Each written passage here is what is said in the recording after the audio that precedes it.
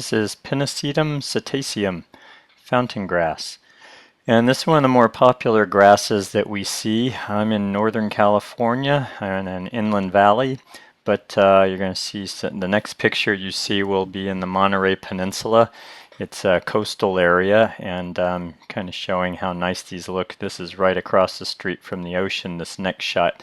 Um, and anyway, this is a really lovely texture as well as the flowers. As you can see here, they're a nice color and nice display. So what you're seeing here though is fall and how the seeds are starting to come apart. And I'll address that in a minute because one of the big problems with this plant is its desire to spread itself, and it's very good at that. So that's one of the downsides. Here you go. This is a picture of it in the Monterey Peninsula in Pacific Grove in midsummer. And a couple of things. See the density of the flowers as well as the nice purpley red tinge. Here's a good close-up, and how I find that in these cooler areas, because the high temperatures for this place is probably in high 60s, mid 60s in the middle of summer. So it doesn't get that warm, and the cooler air seems to give it a more intense coloration on the flower heads.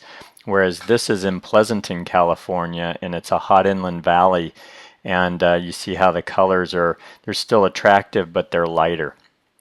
The size on this plant is 3 to 5 feet tall and wide. And this is the red fountain grass, Pennisetum rubrum, just so you know. Comparing them, these are quite large comparatively to the Pennisetum setaceum. So I'm just showing you those as a comparison point. Also a finer texture on the green ones, the Pennisetum setaceum. So this is being taken in late November, so it's fall for us, and you're starting to see the flower heads come apart. One of the things I was starting to say is that this grass really has a propensity for spreading, and apparently in certain areas like Hawaii, it's become a pest because it's so easy to spread. I've seen this in the Santa Barbara area in central coastal California, growing on the side of the road, so it definitely is easy to spread. So the recommendation is, if you're going to use this in an area where that's a problem, then you want to deadhead it before it starts coming apart like you see happening here. You see those little fine pieces starting to blow away. Those are the seeds, and that's the spreading starting to happen. These are deciduous. They're hardy down to about 15 degrees Fahrenheit. But even in milder areas, these are best cut back during the winter. They're going to die back anyway, so look their best. And that's kind of the opportunity. Well, you can handle it one of two ways. You can just cut the whole plant back before the flowers all come apart, or you can do the deadheading so that the plant doesn't spread, and then later when the grass starts to look brown, deadhead it in the middle of winter. So, as a designer, I'm always thinking about maintenance and whether I'm using a plant that's going to create a problem. And I would say one of the problems with this one is just its desire to spread. You have to be very careful about that, especially that you're not creating a problem for yourself or clients if you're a designer. And this one for me has a lot of liability in terms of just its potential for the spreading. So I would use it in smaller groupings. I don't use this one a lot. I tend to use grasses that are less likely to spread on me.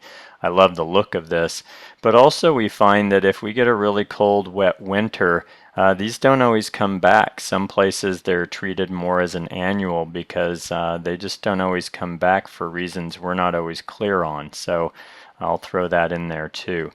It's deer resistant, it's drought resistant, very drought resistant. Like I said, I see it growing on the side of the road in Santa Barbara. Well, they don't get any rain for 6 to 7 months at a time in the middle of summer. So it shows you how this is a real survivor. So it doesn't need a lot of water once it's established. And I think that's about it. Pest free as far as I know. Beautiful looking grass, as you can see here in a mass planting. Looks really great. But just have to weigh whether it's okay for your situation and whether the potential for spreading is a concern or not. So that's what I can tell you about Pennisetum setaceum, fountain grass. Lovely looking grass, about 4 to 5 feet.